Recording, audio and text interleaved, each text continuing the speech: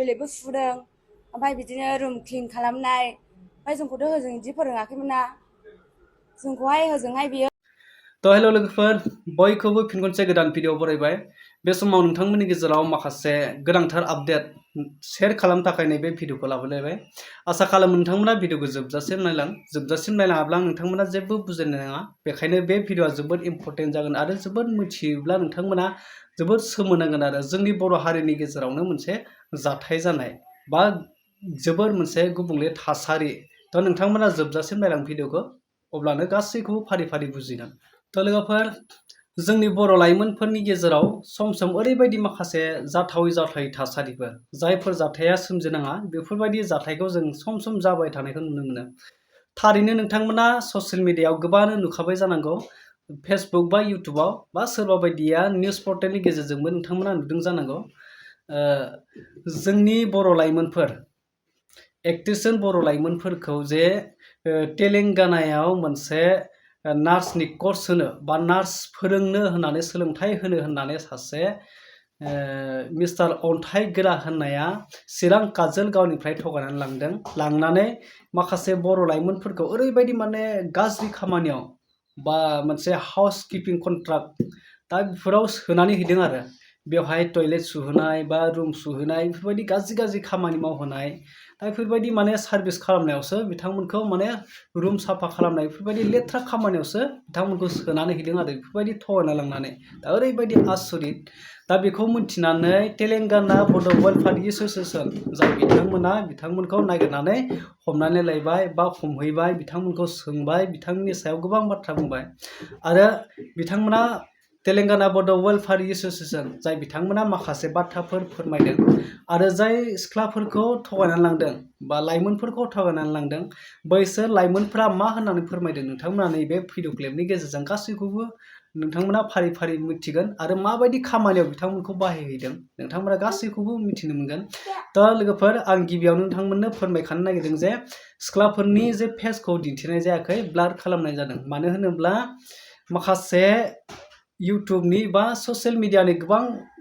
गाइडलाइन्सफोर दङ दा बेवहाय माखासे लेडिस मानसिनि बा हिन्जावसा मानसिफोरनि फेसखौ दिन्थिनो हाया दा गोबां बायदिसिना बेफोरबायदि माखासे थासारिफोरनि फेसखौ दिन्थिनो हाया जेरै आरो मोनसे बाथ्राया ओरैबो जायो महरखौ डाइरेक्ट दिन्थियोब्ला बिथांमोननि महरा ससियेल मिडियायाव गासिबावबो नुजाजोबनाय जायो बेवहाय बिथांमोनखौ माने बांसिन दुखु मोनहोनाय बा बांसिन लाजि फोनांसिननाय दा बेफोरबायदि जायो नालाय बेखायनो बेफोर माखासे गाइडलाइन्सफोरखौ फल' खालामनानै ससियेल मिडियाखौ बाहायनो गोनां जायो आरो तो लोगोफोर नोंथांमोना नैबे भिडिअ क्लिपखौ नायलांबाय थादो अब्लानो गासैबो बाथ्राफोरखौ बुजिजोबगोन। टयलेटबो सुदों ओमफ्राय बिदिनो रुम क्लिन खालामनाय ओमफ्राय जोंखौथ' होजों बिदि फोरोङाखैमोन ना जोंखौहाय होजोंहाय बियो बिदिनो हाउस किपिं होननानैबो जोंखौ खोन्थायाखै बियो हाउस किपिंखौ जोङो बेयाव फैनानैसो जोङो मिथिफैदों जोङो आन्दायदोंसो जोंखौहाय लाबोबायनानै खोन्थाबा जोंखौहाय बिसोरो नार्सफ्रा सिस्टारफ्रा जोंखौ मिनिदों हाउस किपिं होननानै मिनियो ओमफ्राय जोंखौहाय बुंबाय डक्टर गिदिरफ्राबो फैना रायलायबाय नोंसोरो बेफोरबायदि मानो फैलाबायदों बेफोरबायदि खामानिखौ नोंसोर मानो मावनो गोसो जादों बेखौ जोंखौ बुंफैदों लेखा फरायनायाव गोसो हो होननानैहाय नोंसोरो थांफिन होननानैहाय माने बियो बे कर्सआ जाहैबाय माने नार्सआवनो गोलैखाया जाहैबाय बियो आलदासो बियो बे कर्सआनो आलदासो सोलायदोंसो बेवहाय लेखा फरायैफ्रानो दङ माने बुरै बुरै गोजा आरोखि बे हाउस किपिंल' मावग्राफ्रा जोंल' गोरलै दङ ओमफ्राय बिदिनो नार्सफोरजोंबो जोङो थाफानो मोनाखै जोंखौ नार्सफोरजों थाफाना मावफानो मोनगोन होनदोंमोन जोंखौ नार्सफोरजोंबो थाफाहोआखै जोङो माने गावबागाव आलदा आरोखि मावनाया गावबागाव डिउटि गोलैनाय फार्स्टआव जोंखौ सासे खोलैदोंमोन ओमफ्राय जोङो सासेयाव गिनाय मोननानै गाबनानै जोंखौ उनाव सानै दोनदों ओमफ्राय बेफोरबायदिनो डिउटियावहाय जोंखौ दोनबाय डिउटियाव दोनबाय नालाय जोङो आन्दायबाय बिदिनो जोंखौथ' बिदि फोरोङाखैमोन जोंखौ मानो बिदि डिउटि फोरोंफैगोन होननानैहाय जोंखौहाय थगायनानैसो लाबोदों जोङो बुंबाय डक्टरफोरनि सिगाङावबो जोङो बुंदों नार्सफोरनि सिगाङावबो जोङो बुंदों ओमफ्राय नार्सफ्राबो डक्टरफ्राबो बुंदों नोंसोरो थांफिन खामानिया बेबायदि नङा होननानैहाय नोंसोर मावनो गोसोबा सिस्टारखौ जा होनदों नोंसोरो दासो देरफुनाय मानसि आरो नोंसोरो बेबायदिनो फरायफुनाय मानसि नोंसोर फरायनायखौ गारनानै मानो फैदों बेफोरबायदि बुंदों जोंखौ मा नोंसोरो बे खामानिखौ मावनो गोसो मा होननानै सोंदों जोंखौहाय ओमफ्राय जोङो बुंदों जेबो बुंनो हायैयाव जोङो होननानै सिरि थादों जोङो ओमफ्राय जोंखौथ' हजों बियो बिदिनो जों पेसेन्ट केयारखौ जों गनायना लादोंमोन जों जेबो बुङाखै जों पेसेन्ट केयारखौ जोङो मिथिखायो ओमफ्राय बेजों लोगोसे बियो जोंखौ बिजि थुनायनो ओमफ्राय बिदिनो सेलेन्स थुनायनो बियो जोंखौ फोरोंदों ओमफ्राय नाथाय लाबो बिदिखौ मोनखाया जाहैबाय बेवहाय मा होनो 20 बोसोर गाहाम मावलायनायानो दङ जों सोंजोबदों नाथाय 20 बोसोर मावलायग्रायानो मोनाखैबा जों मानो मावनो बे खामानिखौ होननानै जों न'आव थांफिन होननानै जों बे डिसिजनखौ लादों आरो माने जोङो जेबो नांलाया जों जेबो साननिफ्राय जों जेबो आसा खालामो माने जोङो माथ्र जोंखौ बिमा बिफाया जोंखौ न'निफ्राय रेन्ट दाहार लानानै जोंखौ बेयाव फोरोंनो थाखाय थिनहरदोंमोन जोङो बेसिबां फैसा नांगौ बेसिबां फैसा नांदों जोङो बेखौ नांफिनजोबगौ जोङो लकेलाव आलदा जोङो गावबागाव खरस खालामनानै जों लाहैगोन बेनो डिसिसन बिसिनिफ्रायबो जिनैनिफ्राय लादों 50,000 ओमफ्राय जिरेनिफ्राय सिनिफ्रायबा लादों 10,000 ओमफ्राय सिनिफ्रायबा लादों 6,500 आलदा आलदा जाजोबदों आरोखि जोङो गासै जोङो होजों रुम भारा थानानै होजों सोलोंनायजों जाबजों जोङो गासै थांलाय फैलाय खालामनायजों जाबजों जोंहा खरसा थांदों 40,000सोआ जोंहा बारदों जोङो बेखौ नांफिनगौ जोंनि डिसिसना बेनो माने जिदेनि साइज फार्स्ट स्टार्टिंआवहाय बिदि फोरोंखायाखैमोन आरो जिनेम साइजनि साबजेक्टसो फोरोंखादों एनाटमि ओमफ्राय गायन' बेफोरखौसो नट्सफोरानो आलदा आलदा जोबखा ओमफ्राय ओरै खामानिया जाहैबाय हाउस किपिंनि जिडिए होनबा जोंखौ हजोंहाय मा जिडिए होननानैसो गोमोलाबायो लाजिफोनाङोसो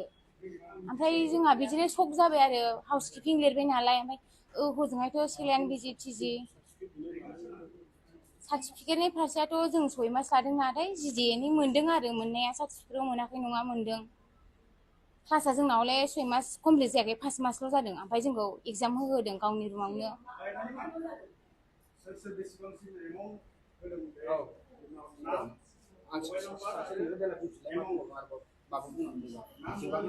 नट्सआथ' जोंना माने जिनेम लाइननिसोखा सारा बिराद सानफा मुफा माने बुजायनायानो दिनै दस्राबा गाबोन दस्रा आरो सोरबा सासेनाव बेलेग बेबायदि बेलेग बेलेग सोङो माने सानसेबो गोरोबा बावनो जों कनफिउस जाखादोंमोन ओमफ्राय होमबाबो फैसाखौ होजोब्बाय नालाय जोंना बिमा बिफाया बुंबाय फैसा गारनानै मानानै दे थांदों मोजांबाबो गाज्रिबाबो आरो 31 जन थांनायनि खोथा नालाय मोजाङानो जागोनदां थांदो बुरजा मानसिबा फैसाबो गारखाबाय जेखन मावनानै फैदो दे होनना बुंबाय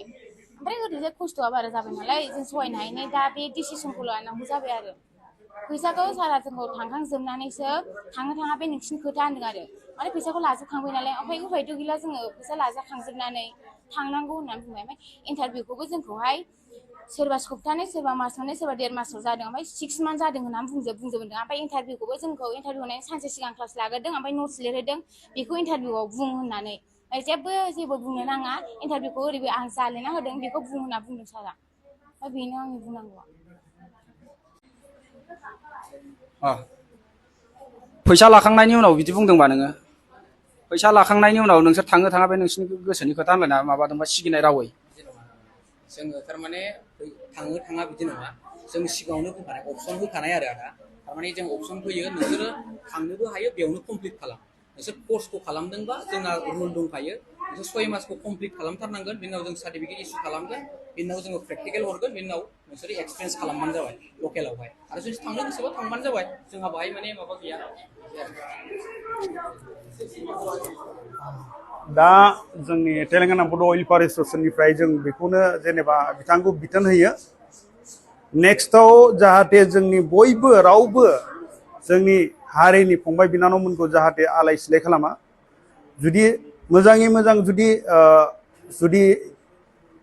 कनसालटेन्टखौ जुदि बिथाङा सालायदोङोब्ला जाय कनसालटेन्टनो होफैगोन बेखौ भेरिफिकेसन खालामग्रो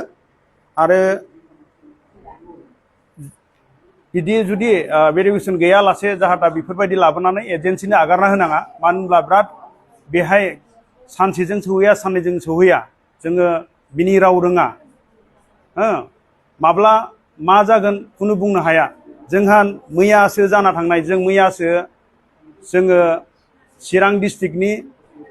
मा गामिमोन आमथेखानि जोङो सासे फंबायखौ खोमानांदोंमोन बेखौ जोङो एयारपर्टआव जोङो साननैनि गेजेरावनो बिथांखौ थिनहरनांगौ गोनां जादों फ्लाइटजों जुदि जों बेहाय जोंनि तेलेंगाना बड' वेलफेयार एसोसिएशन गैयामोनब्ला जुदि जोंनि बेफोरबायदिनो जाहा थाहा जायगायाव गोमालाबायनानै थैलाबायनानै गोनां जागौमोन बेवखायनो बयबो बिथां सोलोंहोग्रा जेनेबा बिथांमोना एसोसिएशन सालायगासिनो दङ बेखायनो जाहा थाहा बेफोरबायदि उन्दै उन्दै गथ'फोर फरायफुनायखौ जाहाथे बेफोरबायदि दा खालाम लाबो नाथाय गासिबो भेरिफिकेसन क्लियार खालामनानैसो मा खामानिनि थाखाय लाबोदों बेखौ क्लियारफाइड खालामनानै लाबोनानै हो नेक्स्ट जोङो गोख्रोङै जोंनिफ्राय खावलायनाय जाहाथे बयबो रावबो जाहाथे बेफोरबायदि गोरोन्थियाव आगान दाहोफै मानो होनब्ला जों बेहाय स्ट्रिक्टलि एक्सन खालामनाय जागोन सोरबाफोर जुदि लाबोनो गोनां दंबावोब्ला सोरबाफोर लाबोदोंब्ला क्लियारफाइड खालामनानै लाबो नङाब्ला जों बिसोरनि इलिगेल जुदि खामानि मावोब्ला जोङो एक्सन खालामनाय जागोन बा लिगेलि मावोब्ला जों बेखौ सापर्ट होगोन जोंथ' दिनै जुदि न'खरफ्राव दङमोनब्ला जुदि सोरबा जुदि बयबो धोनिमोनब्ला जों जाहाथे बेहाय हाथा हामा जायगायाव जोङो बेहाय खामानि मावफैनाङामोन बेखायनो जोङो जायफोर फैग्रा बिथांमोनाबो मोजाङै मोजां मावनानै थां बा जाय बिथांमोना बिनानावमोनाथ' फरायनोसो फैदोंमोन दा बिसोरो मावफैनांबाय हाउस किपिं बेनिखायनो आरो इन्ट्राक्सन नेक्स्ट जाहाथे रावबो बेफोरबायदि गोरोन्थिखौ दामाव आङो जों तेलेंगाना बड' वेलफेयार एस'सिएसननिफ्राय जों बेखौनो खावलायो जोंहा बेल' नङा मुम्बाइनिफ्राय बेंगलरनिफ्राय कर्नाटकानिफ्राय चेन्नाइनिफ्राय गासिबावबो जोंहा बयजोंबो कनसार्न दंजोबो जेसेबां जोंनि बर' वेलफेयार एस'सिएसन दिल्लीसिम बेखायनो जोङो जोंनिफ्राय माबा मोनसे जुदि होजोंहाय मिथियोब्ला जों बेहायबो मिथियो होजोंनिफ्राय जों बेहाय फोरमायहरो बेनिफ्राय जों जुदि मिथिहोदोंबा होजोंहाय फोरमायहरो बेखायनो जोङो अराय सम जोङो जोंनि हारिखौ जुदि मोजाङै मोजां जुदि गोख्रोङै जुदि मोजां खालामलांनो सानोब्ला जाहाथे गोरोन्थि खामानिफोरखौ दा मावलाय गोजोन्थों आं बेखौनो बुंनानै थारैनो नोंथांमोना नुखाबाय गासैबो भिडिअ क्लिपाव नोंथांमोना बुजिजोबखाबाय तेलेंगाना बड' वेलफेयार एस'सिएसन जाय दैदेनगिरि सार बिथांमोनाबो गोबां बाथ्राखौ बुंबाय नोंथांमोनाथ' बुजिखाबाय दा बिथांमोना जोबोर मोजां खामानि मावबाय बिथांमोननि थाखाय जोबोर साबायखर बेफोरबायदि थगायना लांग्रा माखासे बिराद दुस्थु सेंग्राफोर दङ जोंनि बर'फोरनि गेजेरावबो दा बेफोरबायदिखौ माने खाबु होनाङा नोंथांमोना बिनि सायाव मा फोरमायनो सानो नोंथांमोना कमेन्ट सेक्सनाव थांनानै कमेन्ट खालामनानै फोरमायदो दा लोगोफोर बे माखासे आपडेटखौ नोंथांमोननो शेयार खालामनो थाखाय भिडिअ लाबोदोंमोन दा नेक्स्ट भिडिअआव लोगो मोनगोन लोगोफोर दा बाय बाय